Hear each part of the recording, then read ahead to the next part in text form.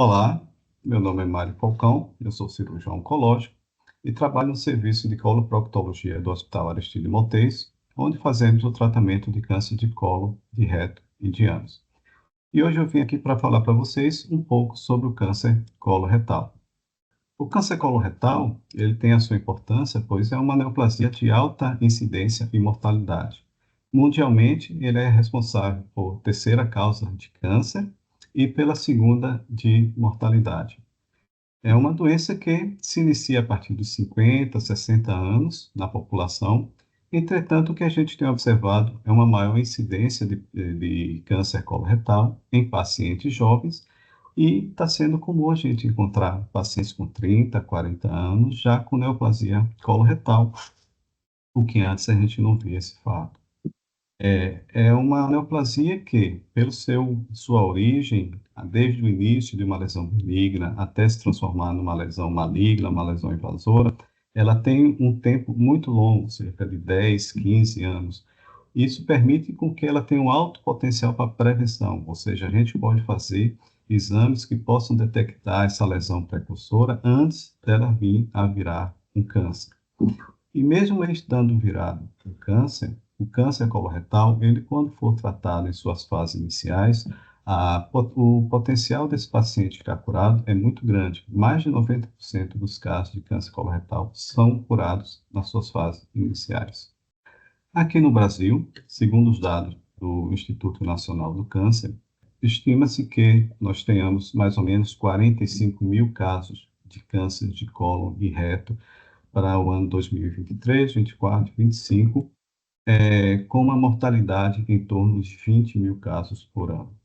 Como eu falei, ele é o terceiro câncer mais frequente aqui na população e o segundo quando a gente faz uma estratificação por sexo. O cólon, como sabemos, é uma parte final ali do intestino, né? Ele é responsável pela absorção de água e formação das fezes.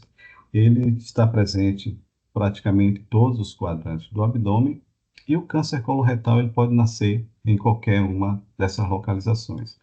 Entretanto, o câncer ele é mais frequente, ele surge mais frequentemente no reto e no sigmóide, que corresponde a mais ou menos 60% dos casos, e a segunda localização mais frequente é no colo direito, correspondendo a mais ou menos 20 a 25% dos casos. A etiologia do câncer coloretal é bem conhecida. A gente tem a gente chama sequência adenoma-carcinoma, né, que como todo câncer, ele começa com mutações que vão ocorrer no núcleo da célula.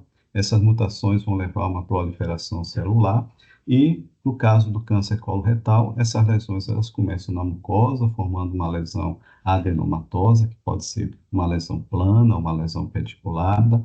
À medida que essas células vão se dividindo, vão invadindo mais essas camadas, enquanto ele estiver localizado só na mucosa, ou seja, que a gente chama um carcinoma in situ, ele ainda é uma lesão que a gente considera benigna, uma lesão ainda que não tem capacidade de dar metástase. Nessa fase, a gente ainda pode evitar o surgimento do câncer simplesmente fazendo a remoção dessa lesão. À medida que essas células vão se proliferando e invadindo a parede do colo, né, invadindo ali a mucosa, ele já começa a ter a capacidade de dar metástase, a gente já começa a chamar uma lesão maligna, e mesmo nessa fase inicial, a gente ainda pode tratar com alta taxa de cura. À medida que o câncer ele vai avançando, invadindo cada vez mais a parede do intestino, dando metástase para linfonodos, para órgãos à distância, então a taxa de cura ela vai diminuir. Os fatores de risco para o câncer coloretal, eles são bastante conhecidos, sendo o principal a idade, como eu já falei anteriormente, ou seja, pacientes que tenham mais de 50 anos, em torno da quinta, da sexta década, têm uma maior possibilidade, então, de desenvolver o câncer coloretal. Fatores ambientais, como a dieta rica em gordura, pobre em fibras, né? Uma dieta com alto consumo de carnes vermelhas, o tabagismo, o etilismo, né? O sedentarismo, a obesidade, são fatores que aumentam o risco de desenvolvimento coloretal. Nós podemos ter também algumas doenças que aumentam esse risco, como a doença inflamatória intestinal, como a doença de Crohn, ou mesmo, principalmente, a retocolite ulcerativa, elas têm, então, uma propensão a aumentar o risco de câncer coloretal. E também um antecedente pessoal ou familiar de câncer coloretal também é um fator de risco para o desenvolvimento. Falando sobre a prevenção e o rastreio do câncer coloretal, só fazendo parênteses aqui, a prevenção e o rastreio a gente vai fazer naqueles pacientes que estão assintomáticos, em que a gente vai tentar detectar essa câncer ou uma lesão precursora na sua fase inicial, né? Para fazer esse rastreio, a gente tem que classificar esses pacientes em baixo risco e em alto risco. E isso vai ser feito utilizando os fatores de risco que eu falei no slide anterior. A grande maioria da população vai ser classificada como de baixo risco, ou seja, que não tenha sintomas ou que não tenha história pregressa de câncer coloretal.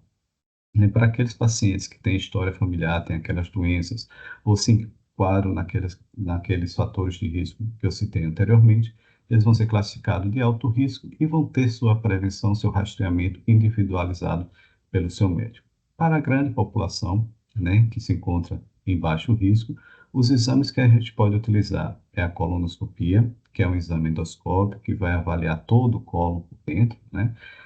O grande detalhe dessa colonoscopia, o empecilho que ela tem, é o preparo intestinal que precisa ser feito, né? Pois para fazer esse exame a gente precisa estar com o colo limpo, realmente fazer um preparo intestinal, e isso não pode ser feito em toda a população. E ela é indicada fazer a colonoscopia a cada 10 anos. A retossigmoidoscopia é um exame mais simples para ser feito. Ela tem a vantagem da colonoscopia que ela dispensa o preparo intestinal, né, a limpeza do colo. Portanto, ela só consegue ver essa parte final do intestino grosso, que é o descendente. Então, é um exame que fica incompleto. Ela deve ser realizada a cada 5 anos, associada à pesquisa de sangue oculto nas fezes, né, que não é um exame específico para o câncer de colo retal. Esse exame vai identificar a presença de sangue nas fezes, que pode ocorrer em qualquer uma outra neoplasia do trato gastrointestinal ou mesmo lesões benignas também podem dar esse sangue positivo. Deve ser feito de forma anual e uma alteração, né, na pesquisa de sangue oculto nas fezes e na retossigmoidoscopia vai ser indicada então a realização da colonoscopia para que a gente possa avaliar esse colo todo. Para a população geral de baixo risco, a gente orienta a iniciar o rastreio aos 45 anos até os 75 anos. Rastreamento, antigamente a gente fazia a partir de 50 anos, mas algumas sociedades internacionais e brasileiras diminuiu esse início do rastreio para 55 anos, justamente pela crescente incidência de pacientes jovens com câncer coloretal. Dos pacientes de 76 a 85 anos, a gente deve individualizar a indicação da colonoscopia, visto que é um exame que requer o preparo, como eu já falei, e isso muitas vezes não dá para se fazer em pacientes com mais idade. E a partir de 85 anos, como forma de rastreio, a gente contraindica a realização da colonoscopia e que vai ser realizado somente em pacientes que tenham sintomas. A grande maioria câncer coloretal, né, em torno de 70%, aí são o que a gente chama câncer de forma esporádica, ou seja, é decorrente de mutações que vão ocorrendo durante a vida do paciente e em torno da quinta, da sexta década é que aí vai surgir o câncer coloretal. Entretanto, a gente tem umas síndromes hereditárias, né, síndromes genéticas, que vão fazer com que surja o câncer coloretal em uma idade mais precoce, pacientes mais jovens. Uma das principais e mais conhecidas é a síndrome de Lynch, que é o HNPCC. É uma síndrome não polipóide e ela corresponde a mais ou menos 3 a 5% dos casos de câncer coloretal. Normalmente são pacientes mais jovens, abaixo de 50 anos. A localização desses tumores são mais proximais, cerca de 70% localizado no colo direito, né? Existe uma variante dessa síndrome que pode ocorrer não só câncer de colo e reto, como também endométrio, ovário, estômago, intestino, pâncreas, etc. Uma outra síndrome hereditária bastante conhecida é a polipose adenomatosa familiar. Ela corresponde a mais ou menos 1% dos casos de câncer coloretal e ele se inicia já na adolescência desses pacientes. E ela é caracterizada pela presença de centenas, milhares de pólipos que vão ocorrer no intestino grosso. É uma doença genética autossômica dominante, com uma penetrância de 100%, ou seja, 100% dos pacientes com adenomatosa familiar vão desenvolver câncer coloretal. Essa doença é provocada por uma mutação no gene APC, que é um gene supressor de tumor, e o que faz com que esses pacientes venham a ter em torno do surgimento do câncer em torno de 40 anos de idade. A história, como é um tumor da mucosa intestinal, a grande maioria vai ser o adenocarcinoma, entretanto, a gente pode ter outros tipos histológicos surgindo no colo, como tumor neuroendócrino, no tumor do estroma gastrointestinal. Com relação ao diagnóstico e o estadiamento, ele vai se basear no exame clínico, no exame endoscópico e no exame de imagem. Na avaliação clínica desse paciente, uma coisa importante que a gente precisa saber é que o tumor de colo e reto, ele é assintomático nas suas fases iniciais, né? Ou tem uns sintomas muito vagos. Quando o paciente for apresentar um sintoma, muitas vezes a gente vai estar diante de um tumor já em fase mais avançada. Então, o paciente pode se queixar de uma alteração do ritmo intestinal, que pode ser uma constipação, alternando com uma diarreia. Muitas vezes o paciente se queixa que vai várias vezes ao banheiro, 5, 10, 15 vezes ao banheiro, e consegue eliminar só uma pequena quantidade de fezes. Muitas vezes essas fezes podem estar com sangue presente ou muco. Os pacientes muitas vezes se queixam que eliminou uma gelatina, um catarro nas fezes, que é justamente uma secreção produzida pelo tumor. A gente pode ter sintomas inespecíficos, como astenia, anorexia, uma dor ou um desconforto abdominal, né? Uma perda de peso não intencional, tenesmo, que é aquela urgência de evacuar, e muitas vezes o paciente chega no banheiro e não consegue eliminar nenhumas fezes, e uma diminuição do calibre das fezes, principalmente que ocorre em pacientes com câncer de reto, em que os pacientes eliminam fezes alongadas, filiformes. Esses são os nossos principais sinais de alerta. Com relação ao exame físico, mais uma vez, quando a gente for encontrar algum achado no exame físico, muitas vezes os pacientes realmente já vão estar numa fase um pouco mais avançada. Então, a gente pode observar um paciente com emagrecimento, com mucosas hipocoradas, né, com anemia, ou até mucosas já ictéricas decorrente de metástase hepática. No abdômen, a gente pode encontrar uma distensão abdominal, que pode ser por um represamento de fezes, ascite, né, um tumor palpável, principalmente em flanco direito, em flanco esquerdo, uma hepatomegalia decorrente de metástase hepática. Podemos encontrar também um nódulo periumbilical, que é decorrente de uma metástase nessa região, que não é só específico do câncer de colo, qualquer neoplasia do aparelho digestivo ali pode apresentar essa metástase, já mostrando que se trata de uma doença em fase avançada. Linfonodomegalias também pode apresentar em região inguinal, principalmente. E o mais importante que a gente deve lembrar é de fazer o exame proctológico, um toque retal, nesses pacientes com queixa de sangramento, né, nas fezes, porque só com esse exame simples a gente pode conseguir diagnosticar, já encontrar uma lesão inicial e no reto e já iniciar a propedêutica para esse paciente. O diagnóstico laboratorial é inespecífico para o câncer de colo, mas a gente pode ver algumas alterações que o câncer, né, possa estar apresentando, ou mesmo de algumas comorbidades que o paciente já tenha. Então, um hemograma para a gente poder ver se tem alguma anemia, uma alteração da coagulação, da função hepática, renal. Um paciente que tenha algumas queixas, né, de algum sintoma que sugira um câncer gástrico do colo, a gente pode solicitar uma pesquisa de sangue oculto nas fezes, né, que não vai ser um exame, como eu já falei, não é um exame específico para o câncer coloretal. Qualquer sangramento de qualquer parte do aparelho digestivo pode dar uma pesquisa de sangue oculto nas fezes positivas, mas vai servir de alerta para a gente poder fazer o prosseguimento da investigação diagnóstica desses pacientes, né? Os marcadores tumorais que a gente solicita para o câncer coloretal é principalmente o antígeno carcino embrionário, né, conhecido como CEA. serve como um diagnóstico da neoplasia, ele vai servir muito para estabelecer o prognóstico desse paciente ou o acompanhamento no pós-operatório. O diagnóstico definitivo do câncer coloretal, ele vai ser por endoscopia, né? E a colonoscopia, de novo, é o padrão ouro para o nosso diagnóstico.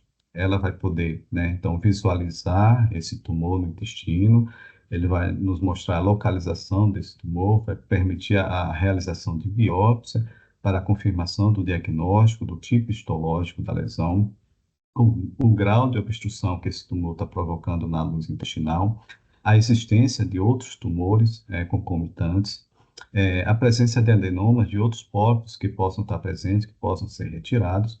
E em alguns casos de lesões iniciais, a colonoscopia ela mesma já pode fazer o tratamento, fazendo a ressecção inicial dessas lesões. A retossigmoidoscopia, como eu falei, é também um bom exame para a visualização do colo. A limitação dela é só que ela só vai visualizar essa parte final do intestino até o colo esquerdo, né? Ela vai ser mais indicada naqueles pacientes que não tenham condições de submeter uma colonoscopia, de fazer um preparo intestinal, e para aqueles pacientes que tenham tumores nessa localização. O diagnóstico por imagem vai servir principalmente para a gente fazer o estadiamento desse paciente, ou seja, a gente observa até onde esse tumor se espalhou, até onde ele deu metástase. A gente pode solicitar o raio-x de tórax, ultrassom de abdômen, entretanto, são exames com baixa especificidade. O que a gente solicita mais frequentemente é a tomografia de tórax, de abdômen, de pelve, que vai mostrar a presença de metástases pulmonares, metástase hepática, presença de linfonodos, megalias, retroperitoneais, mediastinais, etc. Para o caso de câncer de reto, um exame muito importante que a gente utiliza na avaliação inicial é a ressonância magnética. Ela consegue nos mostrar a penetração do tumor na parede, no mesorreto, a presença de linfonodos. E um outro exame também que a gente pode solicitar para o câncer de reto é a ultrassom endorretal, sendo esse exame mais indicado para lesões superficiais. O PET-CT faz, mas ele não é utilizado na avaliação inicial. Normalmente a gente faz essa solicitação do PET quando o paciente já tem algum diagnóstico de metástase. Após então a gente fazer os exames de imagem, de estadiamento para esse paciente, a gente vai classificar ele no que a gente estadiamento TNM, que é tumor, linfonodo e metástase. Aqui tem uma tabela resumida aqui para vocês, mas basicamente ela vai avaliar o T, que é a invasão do tumor na parede intestinal, o N, que é a presença ou não de linfonodos, e o M, que é a presença ou não de metástase à distância. Com esses dados, a gente vai colocar numa tabela e a gente pode ver aqui que quanto maior o estadiamento desses pacientes, menor vai ser a sobrevida, né? Mostrando mais uma vez que a melhor forma de a gente fazer o tratamento do câncer do colo retal é fazer o diagnóstico nas suas formas iniciais, né? É onde a gente vai ter a maior sobrevida dos pacientes. Após o estadiamento, então, a gente vai fazer o planejamento cirúrgico do paciente, né? Primeiramente, a gente vai observar as condições clínicas do paciente, a existência de comorbidades, né? Se esse paciente está com anemia ou não, o grau de desnutrição que esse paciente vai apresentar, e juntamente com o estadiamento, então, a gente vai decidir se o paciente vai ser submetido a uma ressecção curativa, a uma ressecção paliativa ou mesmo a ostomia, para evitar que esse paciente venha apresentar alguma obstrução. As vias de acesso para o tratamento cirúrgico, elas podem ser por laparotomia ou por cirurgia minimamente invasiva, como a laparoscópica ou a robótica. Todos esses três formas de tratar, eles têm o mesmo resultado oncológico, sendo que as cirurgias minimamente invasivas, ela tem uma alta mais precoce, uma menor dor causada ao paciente e um restabelecimento das suas atividades habituais mais rápido. Bom, falando agora um pouco sobre o tratamento, como eu já citei antes, nas lesões iniciais, em que o tumor está localizado apenas na mucosa, na submucosa, a gente pode fazer o tratamento inicial por uma ressecção endoscópica, evitando assim uma cirurgia. Vai ser essa ressecção, ela vai ser indicada naquelas lesões que são polipóicas, que possam ser ressecadas com fragmento único, né, totalmente ressecado, com margens livres, que tem uma histologia favorável, Então, nesses casos, a gente pode fazer o tratamento somente com a endoscopia. No caso que o tumor não possa ser ressecado, né, pela endoscopia, ou ele estiver num estadiamento mais avançado, o estadiamento 2 a 4, desde que seja ressecável, né, o estadiamento clínico 4, quando o paciente já tem alguma metástase. Então, o objetivo da cirurgia nesses pacientes com esse estadiamento vai ser a ressecção oncológica, margem de segurança, né, tridimensional de pelo menos 5 centímetros. A gente faz a ligadura dos vasos cólicos na origem para retirar todos os linfonodos, né? O ideal é que a gente tire pelo menos 12 linfonodos. E quando o paciente apresenta metástase, essas metástases elas podem ser ressecadas tanto no mesmo tempo cirúrgico como num segundo tempo cirúrgico. Para o tratamento cirúrgico do tumor de reto, a gente modifica um pouquinho, né? Normalmente, a gente inicia o tratamento com uma rádio e quimioterapia, que é o que a gente chama tratamento neoadjuvante. Após esse tratamento vai durar ali em torno de um mês. Após esse tratamento, a gente faz uma avaliação da resposta, né, que vai ser com o exame físico, com o exame endoscópico e com o exame de imagem. A partir daí, então, a gente vai avaliar, né, qual vai ser o tratamento cirúrgico que a gente vai indicar para esse paciente, que pode ser a ressecção do reto, com incisão total do mesorreto, que é o padrão retal, ou, no caso dos tumores que estejam acometendo o esfíncter, a indicação vai ser, então, a realização de amputação abdômen perineal do reto, com a colocação de uma colostomia definitiva. Para aqueles pacientes que não tenham condições de submeter a um tratamento cirúrgico ou paliativo, que vai ser principalmente com derivações intestinais para que o paciente não venha apresentar uma obstrução. Essas cirurgias podem ser uma colostomia, uma ileostomia ou mesmo uma anastomose ileocólica. E para aqueles pacientes que apresentem complicações do tumor primário, como sangramento, obstrução, perfuração, a gente pode indicar uma ressecção não oncológica, isso vai melhorar a qualidade de vida do paciente. Então, após a cirurgia, a gente vai encaminhar o paciente para a oncologia clínica, que vai avaliar o tratamento adjuvante. Normalmente, os pacientes que têm indicação de quimioterapia no pós-operatório são aqueles que são de estadiamento 3, ou seja, aqueles que tinham linfonodos positivos ou aqueles que tinham metástases que foram ressecados. Um outro paciente também, aqueles com estadiamento clínico 2, né, de alto risco, que são aqueles pacientes que tinham CE elevado, que foram operados obstruídos ou perfurados, que tenham lesões pouco diferenciadas ou que fizeram uma linfadenectomia adequada com menos de 12 linfonodos. Para aqueles pacientes que têm uma doença sistêmica irressecável, vai ser indicado, então, tratamento paliativo para eles. Então, após a cirurgia, a quimioterapia, a gente vai colocar esse paciente em segmento. A gente faz isso solicitando alguns exames durante pelo menos um período de 5 anos, né? A gente solicita uma colonoscopia após um ano da cirurgia. Se essa colonoscopia vier normal, depois a gente solicita uma com 3 e outra com 5 anos. A gente utiliza o raio-x do tórax, o ultrassom de abdômen, o CER, para acompanhamento no pós-operatório, em torno de 3 a 6 meses, até o terceiro ano, e anual a partir do quinto ano. E também podemos solicitar uma tomografia, né, de tórax e abdômen anualmente até o quinto ano. Essas foram as referências bibliográficas que eu utilizei para fazer essa aula. E eu queria fazer o nosso agradecimento dizendo que o Hospital Aristide Maltês, juntamente com o seu serviço de coloproctologia, está aberto a receber os pacientes com câncer de colo, de reto e ânus, em todas as suas fases evolutivas para podermos fazer o tratamento. Muito obrigado.